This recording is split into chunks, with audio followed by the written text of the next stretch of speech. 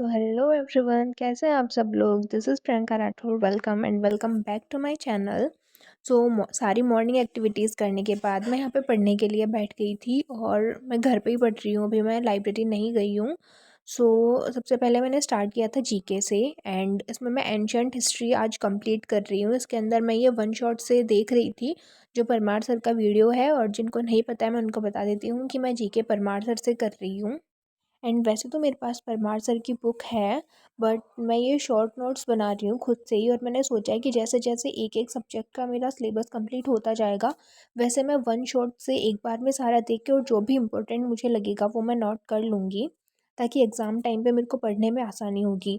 और जब हम बुक से पढ़ रहे होते हैं तो उतना कुछ आउटपुट हमें मिलता नहीं है। मतलब 2 या फिर 3 बार आप बुक से रिवाइज़ कर लीजिए, उसके बाद में बार-बार बुक से पढ़ना बोरिंग लगने लग जाता है और फिर बार-बार उसमें क्या ही पढ़ें। मैंने 2 बार कम से कम बुक को पढ़ लिया है। अभी मैं शॉर्ट नोट्स बना रही हूँ ताकि एग्ज़ाम टाइम पे जब भी मैं पढ़ूँ, मेरे को पढ़ने में आसानी हो। और एक चीज़ मैंने और नोटिस करी है कि जब भी आप वीडियो का लेक्चर चला के बैठ जाओगे और बुक हाथ में लेके बैठ जाओगे, तो आप उतना कंसंट्रेट नहीं कर पाओगे जितना कि आप नोट्स बनाते टाइम पे कर पाओगे, क्योंकि उस टाइम पे आपके हाथ भी चल रहे होंगे। और जब आपको पता रहेगा कि हाँ ये मेरे को लिखना है, तो आपका पूरा कंसंट्रेशन वहीं पे रहेगा कि हाँ मुझे एकदम देख देख के लिखना है। जितना मैं रिवाइज़ करती हूँ एक बार बुक से पढ़ के, उससे ज़्यादा आसानी से मेरे को ये याद हो रहा है और काफ़ी अच्छे से हो रहा है। आई वुड सजेस्ट कि अगर आप बुक ले रहे हो और बुक ले ही लो, क्योंकि बुक में तो काफ़ी कुछ होता है, एकदम अच्छे से एक्सप्लेन किया हुआ होता है। बट जब आप शॉर्ट नोट्स बनाते हो ना, तो एक तो एग्ज़ाम टाइम पढ़ने में आपके लिए आसानी रहती है, और दूसरा आप फुल कंसंट्रेशन के साथ पढ़ते हो। तो अगर आप कंप्लीट नोट्स भी नहीं ना, तो आप शॉर्ट नोट्स अपने हाथ से ही बनाओ, अगर आपके पास पूरा टाइम है। अगर टाइम नहीं है तो फिर आप सर के माइंड मैप्स या फिर बुक से देख सकते हो, ठीक है। एंड फिर मैंने अपना जीके का स्लॉट कंप्लीट करने के बाद मैं छत पे चली गई थी, एंड छत पे ये ऑरेंजेस के पील मैंने सुखाए हुए थे, क्योंकि ये स्किन के लिए अच्छे होता है। मैं इनका पाउडर बना के रख लूँगी और फिर आगे इनको यूज़ करूँगी। एंड देन मैंने आज बाल सुखाए थे, मैं छत पे अपने बाल सुखा रही थी और उनको मतलब ऐसे ही घूम रही थी उधर। और फिर नीचे आने के बाद में मैंने लंच किया, और आज मम्मा घर पे नहीं थे तो वो मैंने ये डोसा और ये सब मंगवाया था। और फिर मैं लाइब्रेरी जाने के लिए निकल गई थी। और लाइब्रेरी जाने के बाद में मैंने अपनी स्टार्टिंग करी वोकेबलरी से। सो वोकेब की मेरे पास में जयदीप सर की बुक है। इसके इसके अंदर 100 सेट्स हैं, उनमें से उनको एक बार मैं रिवाइज़ कर मतलब एक या फिर 2 बार मैं उनको कम्प्लीटली पढ़ चुकी हूँ। अभी मैं 5 सेट ऐसे करके कर रही हूँ कंप्लीट। अभी मैं देख रही हूँ कि कितना मुझसे हो पाता है। मैं 5 सेट करने का ट्राई कर रही हूँ।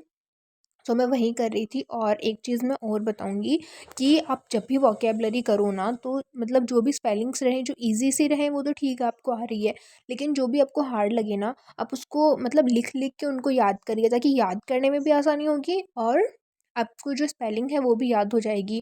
क्योंकि अभी जो भी एग्ज़ाम का पैटर्न आया है उसके अंदर स्पेलिंग एरर बहुत भर-भर के पूछे जा रहे हैं। 2 काम एक साथ हो जाएँगे। तो आप OWS भी कर रहे हो ना, तो उनकी भी आप स्पेलिंग लिख-लिख के उनको याद करिए। उसमें आपको याद भी आसानी से हो जाएगा और स्पेलिंग भी आपको याद अच्छे से हो जाएगी, ठीक है? और आपका कंसंट्रेशन भी पूरा बना रहेगा। और मैं तो यही कहूँगी कि जो भी पढ़ो ना, उसको लिख-लिख के पढ़ो, क्योंकि उससे कंसंट्रेशन बना हुआ रहता है और अच्छे से सब कुछ याद होता है। वोकैब्युलरी में मैंने सिनोनियम, एंटोनियम करने के बाद में यहाँ पे मैं OWS कर रही थी, जो मैं क्लास लेते हुए कर रही थी।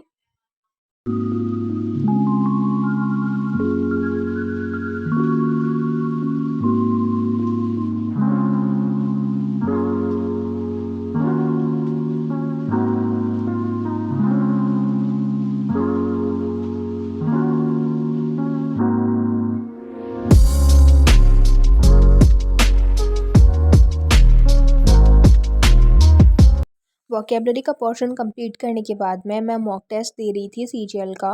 एंड इसके अंदर एक बहुत अच्छा लगा मेरे को, पता नहीं इस टेस्ट में हुआ है फिर आगे भी मैं देखूँगी तो पता चलेगा कि मेरी वोकेबलरी का स्कोर काफ़ी अच्छा हुआ है। इंग्लिश में मेरे 5 क्वेश्चंस गलत थे, और वो सारे के सारे क्लॉज टेस्ट वाले थे। उसके अंदर थोड़ी मेरे से मिस्टेक हो गई, क्योंकि क्लॉज टेस्ट और इन सब की प्रैक्टिस मैं कर भी नहीं रही हूँ। बट वोकेबलरी में काफ़ी अच्छा स्कोर रहा, मैंने इतना सोचा नहीं था कि इतना अच्छा स्कोर रहेगा। ओवरऑल स्कोर उतना अच्छा नहीं रहा, but I am trying to improve. And हाँ, लेकिन मेरी वोकेबलरी काफ़ी अच्छी होती जा रही है, बट अभी मेरे को बाकी जो कॉम्प्रहेंशन वाला पार्ट है उस पर भी काफ़ी अच्छे से फोकस करना पड़ेगा। और फिर मॉक टेस्ट देने के बाद में मैं मैथ्स लेके बैठ गई थी। मेरी मैथ्स की स्पीड और मतलब काफ़ी ज़्यादा प्रॉब्लम्स हो रही है, सिली मिस्टेक्स मैं मैथ्स में काफ़ी ज़्यादा कर रही हूँ। सो मैं स्टार्टिंग से फिर से मैथ्स को रिवाइज़ कर रही हूँ एंड मैं अभी 6 to 7 मंथ से प्रिपरेशन कर रही हूँ। सो मेरा सिलेबस तो कंप्लीट हो चुका है मैथ्स का, तो अभी मैं रिवाइज़ करने के लिए फिर से कर रही हूँ एंड जो शीट्स मेरे पास में है गगन सर वाली, मैं उन्हीं से ही प्रैक्टिस कर रही हूँ। एंड परसेंटेज से मैंने स्टार्ट किया है क्योंकि यही कुछ है, मतलब परसेंटेज और रेशियो प्रोपोर्शन ये सब हैं जो अरिथमेटिक का एकदम बेस है। तो अगर ये आपके अच्छे होंगे ना तो ओवरऑल फिर अच्छा ही होगा सारा। सो मैं इनके ऊपर ज़्यादा फोकस कर रही हूँ और मैं चाहे कितनी भी प्रैक्टिस कर लूँ फिर भी इनके एक दो क्वेश्चंस मेरे गलत हो ही जाते हैं। सो अभी मैं थोड़ा एडवांस लेवल के इनकी प्रैक्टिस कर रही हूँ, सो दैट जितने भी मैं करूँ सारे हो जाएं ठीक से। सो मैं यहाँ पे मैथ्स की प्रैक्टिस कर रही थी एंड हो सकता है कि 2026 के अंदर थोड़ा इम्प्रूव हो जाए इसका लेवल। सो मेरे को ऐसा लग रहा है कि जो PYQs हैं और जो भी शीट या फिर बुक आपके पास में है उसके साथ साथ सीरियस लेवल के भी क्वेश्चंस करने लग जाइए, सो दैट अगर थोड़ा बहुत इम्प्रूव हो तो फिर वो हम कर पाएँ, हैंडल कर पाएँ। अचानक से ऐसा ना लगे कि हाँ बहुत ज़्यादा हार्ड आ गया। सो बैंकिंग के और इन सब के PYQs भी आप प्रैक्टिस कर लीजिए, पहले अपना बेसिक कंप्लीट करो और उसके बाद एडवांस लेवल पे जाओ। अचानक से एडवांस लेवल पे मत कूद जाना वरना तो बहुत ज़्यादा डिमोटिवेट हो जाओगे। एंड फिर काफ़ी लोग मुझसे पूछ रहे थे कि मैं जीके किससे कर रही हूँ एंड जो मेरा प्रीवियस वीडियो था उसके अंदर प्रिया या फिर रिया झा करके ऐसी कोई थी जिन्होंने मुझसे पूछा था।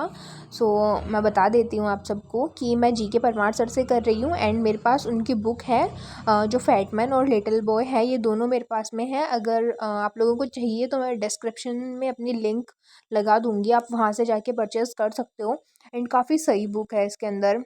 ये देखो, जैसे कि आप कोई भी एक चैप्टर पढ़ रहे हो ना और फिर आपको ऐसे रिवाइज़ करना है और मतलब है ना वैसे जब आपको रिकॉल करना होगा ना तो यहाँ पे टॉपिक्स दिए हुए हैं। सो आप यहाँ पे देख देख के ऐसे कर सकते हो कि हाँ अभी ये वाला टॉपिक रिकॉल करती हूँ। काफ़ी सही बुक है, मेरे को तो सबसे, मेरे पास ल्यूसेंट भी है और एक दो टीचर्स की बुक और देखी है मैंने, बट मेरे को सबसे बेस्ट ये लगी। जो भी इम्पोर्टेंट है सारा इसके अंदर है और अभी पैटर्न भी चेंज हुआ है बट सिलेबस तो वहीं रहने वाला है ना। सो मैं तो यही कहूँगी कि बेस्ट बुक है। अगर आप SSC के किसी भी एग्ज़ाम के लिए जा रहे हो तो इससे बेटर बुक आपको नहीं मिल सकती मेरे अकॉर्डिंग। और मेरे पास ये लिटिल बॉय है, इससे मैं प्रैक्टिस करती हूँ। ठीक है, सो अगर आपको ये दोनों परचेज़ करनी है तो आप डिस्क्रिप्शन में लिंक देख लीजिए और वहाँ से आप बाय कर सकते हैं। और फिर आज का दिन मेरा कंप्लीट होता है, फिर हम लोग घर पे आ गए। So if you like my videos please like comment share.